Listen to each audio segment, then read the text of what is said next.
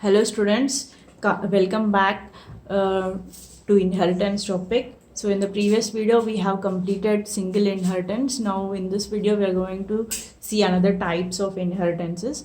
So the second kind of inheritance that we are going to see now is multiple inheritance. So you can see the word multiple. So it indicates multiple parents. This is how we remember. So multiple means we have multiple parents and one child class. Then we say such kind as multiple inheritance. This is the syntax. We have one base class 1, we have base class 2, so on. We can have base class n, and we have only one derived class, and this is how we write the parent class names. So base 1, base 2, and so on up to base n, and then we write the body of the child class.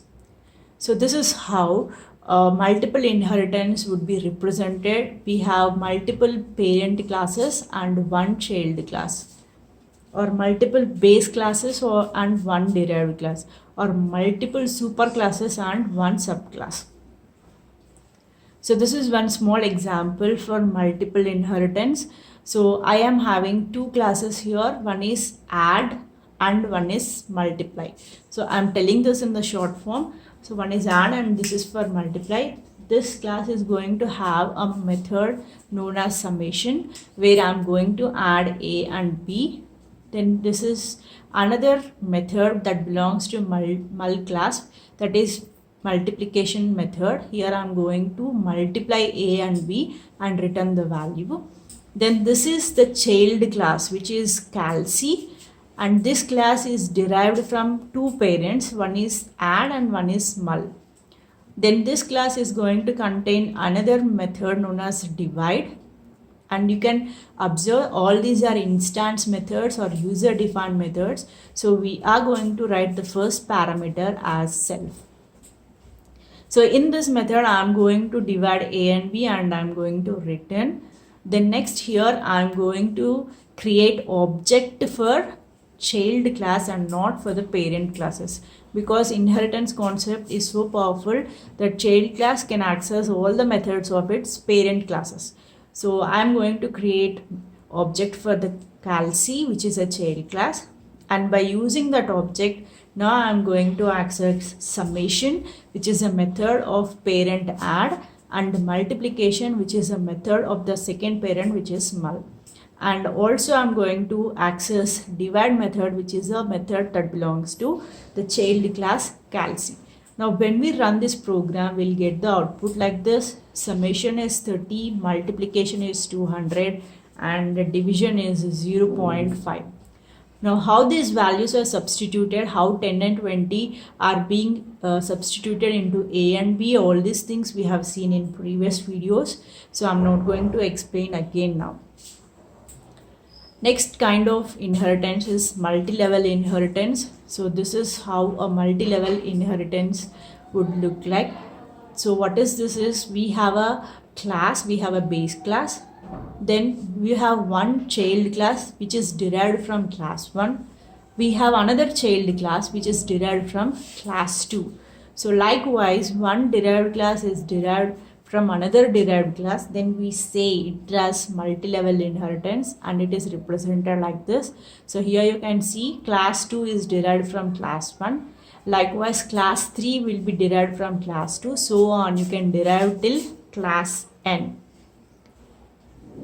We'll see an example for multi-level inheritance. So this is my first class, which is old mobile. It is having a method m1, and the message it is going to print is normal phone. Next I am going to have another derived class which is mid mobile, and the parent class of mid mobile is old mobile. It is having a method 2 m2, and it is going to print some data. Then next I am going to have my third method, or third class, which is smart mobile, and this is derived from mid mobile class. It is having a method known as m3, and it is going to print some data. Now out of all these three, for which class I have to create object is, it is always for the child class we have to create object. So D is the object I am going to create for smart mobile. So this is the line. We have to write first object name, then assignment operator, and then the class name for which you want to create object. Then by using this D, I can access the methods of the parent classes.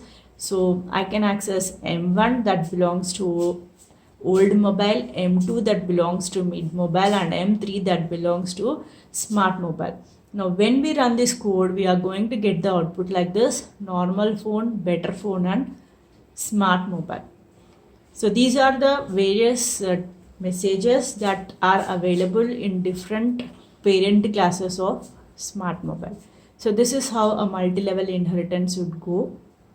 The next is hierarchy inheritance. So what is the hierarchical inheritance is? This is opposite of multiple inheritance. So opposite of multiple inheritance means you will have one base class and many child classes.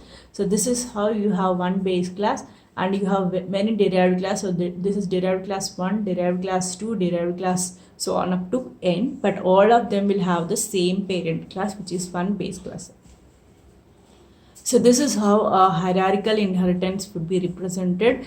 This is the base class, and this one base class is going to have many child classes.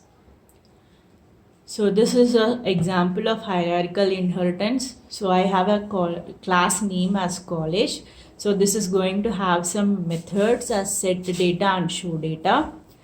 Next, this is one more child class or derived class, which is CSE.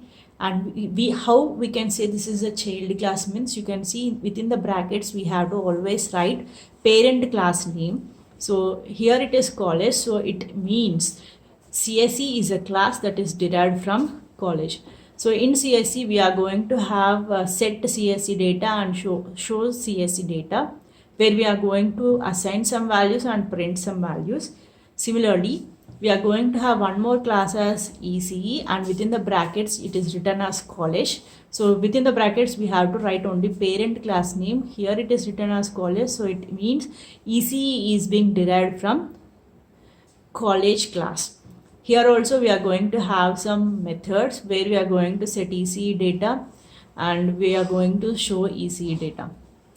Now here I am going to create objects for what and what is. We know CSE is a child class and also ECE a child class. So we have to create objects separately for CSE and object separately for ECE. I am creating C as my object for CSE class, and I am going to access these methods set CSE data and show CSE data. For setting the data for CSE class, I am going to pass these values, because in CSE we are going to set ID and name,